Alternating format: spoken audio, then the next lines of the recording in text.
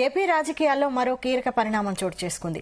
మాజీ మంత్రి, ఏపీసీసీ మాజీ అధ్యక్షుడు సాకే శైలజానాథ్ వైఎస్సార్ కాంగ్రెస్ పార్టీలో చేరారు. తాడేపల్లిలోని వైసీపీ కేంద్ర కార్యాలయంలో మాజీ ముఖ్యమంత్రి వైఎస్ జగన్మోహన్ రెడ్డి సమక్షంలో ఆయన వైసీపీ కండువా కప్పుకున్నారు. ఆయనకు వైసీపీ అధ్యక్షుడు జగన్ పార్టీ కండువా కప్పి ఆహ్వానించారు. శైలజానాథ్ వెంట పలువురు అనుచరులు కూడా వైసీపీ కండువా కప్పుకున్నారు.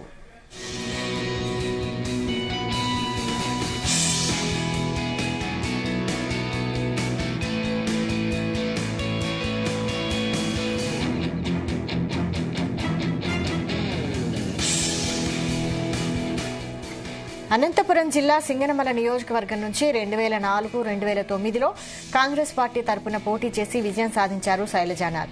వైఎస్సార్ ప్రధాన అనుచరుడిగా ఉన్నారు. ఉమ్మడి ఆంధ్రప్రదేశ్లో మంత్రిగా పనిచేశారు. రాష్ట్ర విభజన తర్వాత ఏపీలో కాంగ్రెస్ పరిస్థితి అంతంత మాత్రంగా ఉన్నా ఆయన పార్టీలో కొనసాగారు.